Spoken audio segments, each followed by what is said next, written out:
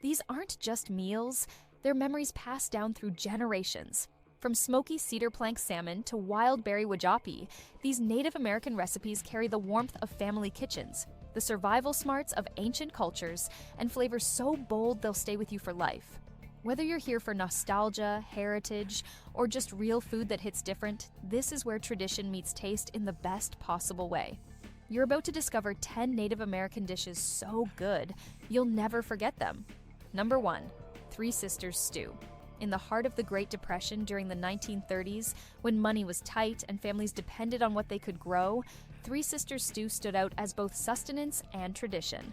This dish wasn't just another meal, it was a cultural legacy shared across Native American nations and struggling rural households alike. The Three Sisters refers to corn, beans, and squash, plants that were historically grown together in mounds, working in perfect ecological harmony. Corn provided a natural pole for the beans to climb. The beans returned nitrogen to the soil. Squash, with its broad leaves, shaded the ground and kept it moist. This ancient method of companion planting wasn't just clever, it was survival, and it formed the base of one of the most nutritionally balanced meals still found on native tables today. The stew itself is simple but incredibly nourishing. Corn adds heartiness and sweetness. Beans bring the protein. Squash gives it richness, fiber, and vitamins. Throw in some diced tomatoes, a pinch of dried sage, and a broth made from venison or just plain water, and you've got a dish that can feed many with very little. It simmers slowly, thickening into a buttery chowder that's as comforting as it is filling. During harvest time, families would gather and make large batches to celebrate the season. For baby boomers, the smell of Three Sisters stew often brings back memories of enamel pots bubbling on stovetops, radio swing music crackling in the background, and chilly autumn evenings filled with warmth and togetherness. Even today, tribes like the Chickasaw, Haudenosaunee, and Lenape keep this dish alive during community harvest feasts. It represents history, resilience, and the power of working with the land. More than a recipe, it's a reminder that good food comes not just from what we cook, but how we grow, share, and remember it. Number 2, Navajo Fry Bread Tacos. Navajo Fry Bread Tacos are a striking example of how a dish born from hardship can turn into something cherished. Created in the aftermath of the 1864 Long Walk, when the Navajo were forcibly relocated and given meager supplies by the U.S. government, fry bread was made from basic ingredients: flour, salt, baking powder, and lard. These rations weren't part of traditional diets, but Native families turned them into something new. Over time, fry bread became a symbol of both survival and cultural adaptation. By the 1970s, fry bread had taken on a new life in mainstream America, becoming a staple at powwows, local fairs, and roadside food stands across the Southwest. It was also during this era that the Navajo taco was born. Fry bread topped with seasoned ground beef or chili, lettuce, tomatoes, shredded cheddar, and salsa. Gen X kids grabbed these with both hands after baseball games, wiping their fingers on denim shorts while Aerosmith played on a tinny radio in the background. The magic of fry bread is in the texture. It crisps on the outside while remaining soft and slightly chewy inside, offering the perfect base for all those hearty toppings. While fry bread has a deep and sometimes painful history, its place in Native food culture remains strong. It's often used for celebrations and community gatherings, a canvas for storytelling and flavor alike. For people who grew up with it, the smell of hot oil and rising dough instantly brings back memories of family kitchens and folding chairs set up around outdoor food booths. Even for those new to it, one bite of a Navajo taco can spark a moment of connection, not just with the food, but with the people and history behind it. Number 3. Blue corn mush with juniper ash. Blue corn mush is one of those dishes that connects deeply with the land it comes from, especially in the high deserts of the Southwest, where the Hopi and Diné people have long cultivated blue corn as a sacred and nutritional staple. At its core, this dish is humble: roasted blue cornmeal mixed with hot water. But what elevates it is the addition of juniper ash, a traditional ingredient created by burning the twigs of specific juniper trees and sifting the mineral-rich ash into the mix. This adds not only a faint smoky taste, but a boost of calcium and alkalinity that makes the mush easier to digest and more nutritious. This soft, almost creamy porridge was originally eaten as both breakfast and ceremonial food. For many Native families, it was the first solid food fed to infants and remained a daily staple through adulthood. The blue corn itself is more than just a striking color. It's high in protein and antioxidants, with a nutty flavor that's richer and more complex than yellow or white cornmeal. When cooked slowly over heat and stirred until thick and smooth, it becomes a comforting bowl of nourishment that smells faintly of roasted corn and desert wind. In the 1980s, when health food stores began promoting heritage grains, some non-native cooks tried to replicate it by adding chia or flax. But the original dish remains simple and powerful. For boomers who traveled Route 66 or visited family out west, memories of eating it sweetened with a drizzle of honey or wild berries still linger. Served hot in an enamel bowl, blue corn mush with juniper ash is both timeless and grounding. It's not flashy, but it stays with you, a quiet reminder of tradition, nutrition, and place. Number 4. Wild rice hot dish. Wild rice hot dish is more than a comfort food. It's a nostalgic staple that ties together indigenous tradition and mid-century American potluck culture. At the heart of the dish is manuman, the name for wild rice used by the Ojibwe people who have hand-harvested it for generations. Unlike conventional rice grown in paddies, true wild rice grows naturally in the shallow freshwater lakes of Minnesota and Wisconsin. Each fall, Ojibwe harvesters still glide across the water in canoes, gently knocking the rice into their boats using cedar sticks. It's a labor-intensive process, but it preserves both cultural heritage and environmental balance. Once harvested and dried, the rice develops a distinct, slightly smoky flavor with a toothsome texture that's unlike any other grain. That's where the magic starts. In the 1950s, as casserole culture boomed across the Midwest, home cooks began folding wild rice into baked dishes that were practical, filling, and crowd-pleasing. One of the most beloved versions featured cooked wild rice mixed with brown sausage, diced celery, mushrooms, onions, and a generous pour of condensed cream of mushroom soup. The whole thing was baked until bubbly in a Pyrex dish, and often topped with a sprinkle of crunchy onions or buttered breadcrumbs. These hot dishes became the highlight of church suppers, community bake sales, and family gatherings. Baby boomers from Minnesota still talk about the smell of one baking in their mother's kitchen while snow piled up outside. The hot dish was practical. It used pantry staples and reheated beautifully. In fact, many folks say it tastes even better the next day, after the flavors have had time to mingle and the rice absorbs even more richness from the sauce. Though variations now include turkey, chicken, or vegetarian versions with cream of celery soup, the star is always the wild rice. Its chewy pop adds texture and heartiness, making each bite feel grounded and nourishing. It's a dish that speaks to the resourcefulness of both native and settler cooks, blending cultures in the most satisfying way. Served hot and hearty, it's a memory on a plate, and one that still shows up at reunions, potlucks, and cozy winter dinners across the upper Midwest. Number 5. Succotash. Succotash is one of those dishes that has stood the test of time because it does so much with so little.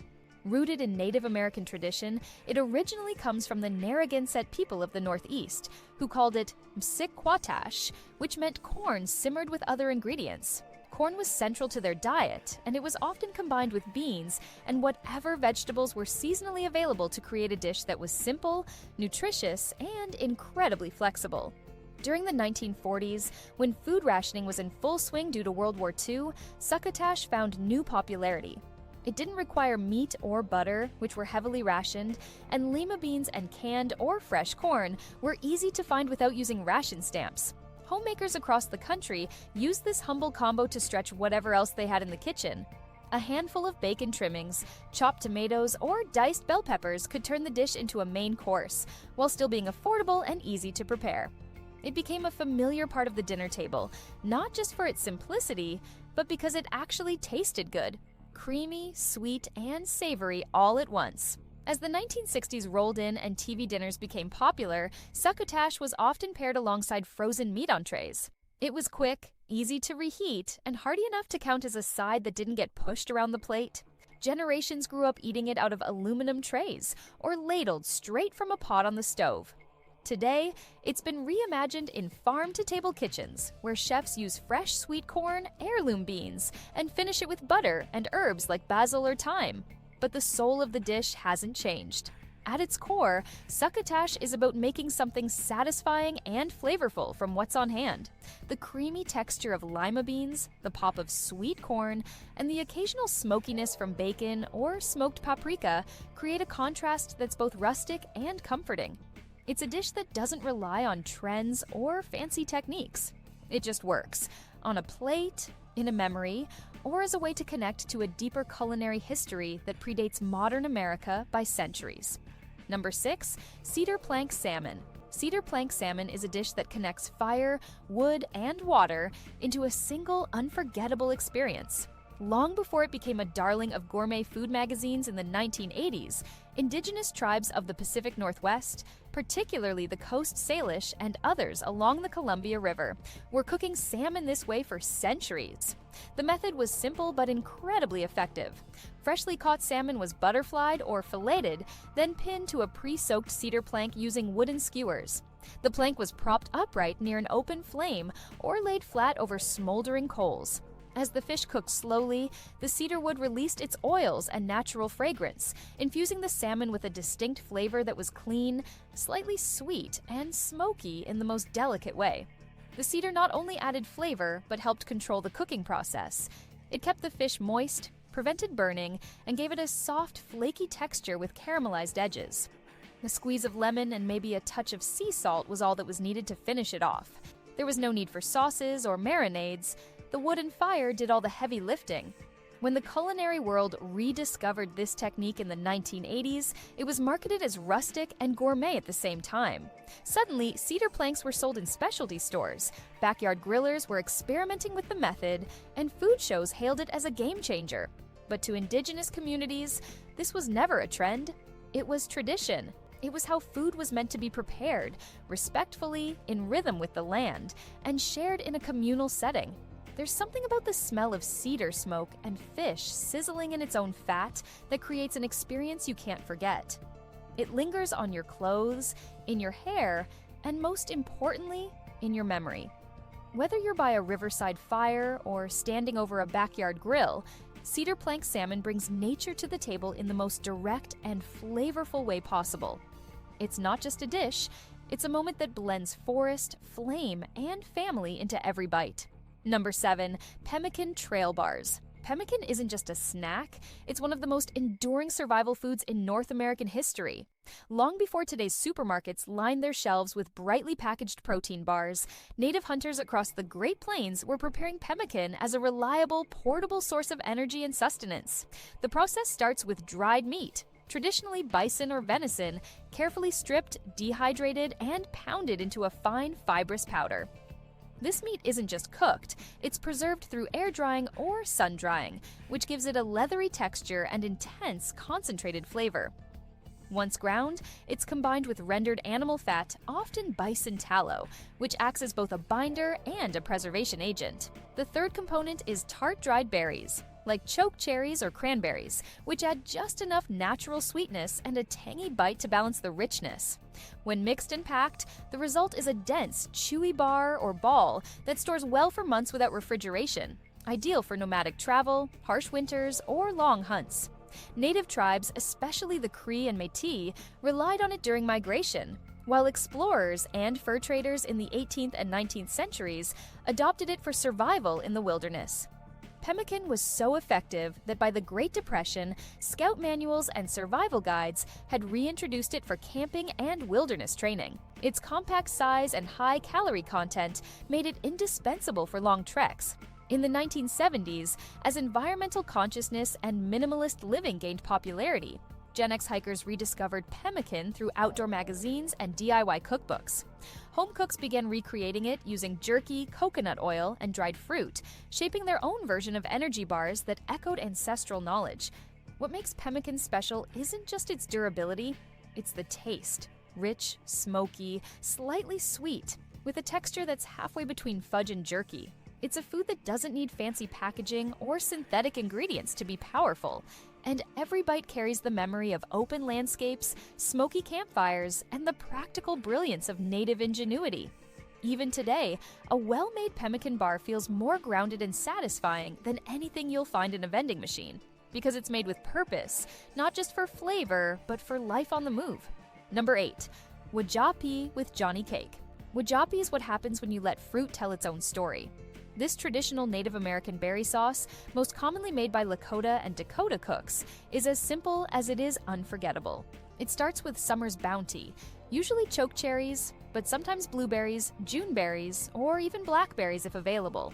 The fruit is simmered low and slow, sometimes for hours, until the natural sugars concentrate and the juices reduce into a thick, spoon-coating sauce. No added sugar, no cornstarch, just thyme and fruit. The final texture is glossy and velvety, with a rich flavor that balances tartness and deep, natural sweetness. Traditionally, Wajapi is served over a variety of dishes, meats, fry bread, or cornmeal cakes, but one of the most nostalgic pairings is with Johnny Cake. Johnny Cake is a simple cornmeal flatbread or griddle cake, crisp on the outside, soft inside, and slightly crumbly. It's the perfect base for absorbing the warm, bright punch of Wajapi. When spooned over a hot Johnny Cake, the contrast between the dense, warm corn and the tangy, sweet sauce creates something that feels both rustic and celebratory. In the 1960s and 70s, Wajapi and Johnny Cake were regular features at summer powwows and community gatherings. Teenagers would trade vinyl records under canvas tents, while the smell of campfire wood, cornmeal, and berries filled the air. It was a dish tied to moments: laughter, drumming circles, first crushes, the smell of dust after a dance. That's why so many people remember it vividly. Today, modern versions might swap in maple syrup or serve Wajapi cold, but the essence is still intact. It's not just a dessert, it's a cultural memory served warm, a reminder of family hands stirring pots over open fires, and the joy of eating something simple but meaningful. When made the old way, with patience and care, Wajapi and Johnny Cake capture the heart of summer in a single bite. Number 9. Pueblo Corn Pie. Pueblo Corn Pie is more than a Southwest comfort dish. It's a snapshot of mid-century Americana colliding with centuries-old native cooking. Originating from Pueblo communities in the Southwest, this pie is a clever blend of traditional ingredients and mid-20th century casserole culture. Tourists driving through New Mexico in the 1950s might have encountered it at roadside cafes or Pueblo homes, drawn in by the smell of roasting chilies and the golden crust baking in clay ovens or enamel pans. At its core, the dish combines seasoned pinto beans or red chili stew, layered beneath a rich cornmeal topping that bakes up like a cornbread crust. The bottom layer is smoky, savory, and hearty, often made with slow-cooked beans, green chilies, onions, and garlic. Some versions even include ground beef or turkey, but the vegetarian versions are equally satisfying. The top layer is a simple cornmeal batter, poured on thick and spread to the edges of the pan. Once baked, the result is a firm golden crust that cracks open to reveal bubbling beans and chili below. The aroma is a mix of roasted corn, fire-kissed peppers, and old adobe kitchens, something that lingers in your memory. By the 1960s and 70s, home cooks across the American Southwest were making their own versions, swapping in canned goods or taco seasoning as shortcuts, but the original version remained deeply tied to Pueblo tradition. What made this dish stick wasn't just the taste, it was how easily it fit into a family meal. It was hot, filling, inexpensive, and could feed a crowd. Kids growing up in the area, especially during the golden age of station wagons and Sunday drives, often remember their first bite of corn pie like a moment captured in Kodachrome: sun flares, blue skies, and roadside diners. Today, Pueblo Corn Pie still holds its own in native kitchens and community potlucks. It's a bridge between cultures and generations, a dish that carries history in every layer and flavor that's as rich as the land it came from. Served with a side of beans or fresh salsa, it doesn't just fill you up, it stays with you. Number 10. Banick skillet bread. Banick is one of those breads that feels timeless. Originally carried by Métis voyageurs, trappers, and indigenous hunters, it became a survival staple that outlived the campfire era and found its way into modern kitchens, especially among homesteaders in the 1970s who embraced cast iron, flannel shirts, and rustic cooking. The recipe couldn't be simpler: flour, water, and fat, often lard, bacon grease, or butter. Mix it by hand, press it into a round, and cook it right in a heavy skillet. That's it. No yeast, no rise time, no oven needed. As it cooks, the outer crust browns and crisps while the inside stays tender and slightly dense. Some Banick recipes call for a pinch of baking powder for lift, Others remain flat and more biscuit-like. The flavor is plain but deeply satisfying, especially when paired with savory dishes like stew or sweet toppings like jam and honey. Its real charm, though, is how it feels when you're making it. There's something grounding about flipping bread over an open fire or a stovetop flame, and watching it puff just slightly as the kitchen fills with that warm, nutty scent. In the 1970s, as people began returning to old ways, growing their own food, sewing clothes, building cabins, Banick became a symbol of self-sufficiency. It was featured in back-to-the-land cookbooks and taught in wilderness survival classes. But for indigenous communities, it never left the table. Whether eaten in rural kitchens, cooked over fires at powwows, or served with a pot of wild game stew, Banick remained a comforting constant. When done right, Banick can stand on its own. Toasted and buttered in the morning, or used to mop up gravy at dinner, it's a kind of bread that brings a sense of place with every bite. It's not showy or complicated, but that's its power. It reminds you that good food doesn't need bells and whistles. Sometimes all you need is a skillet, a little flour, and a few quiet minutes to cook something real.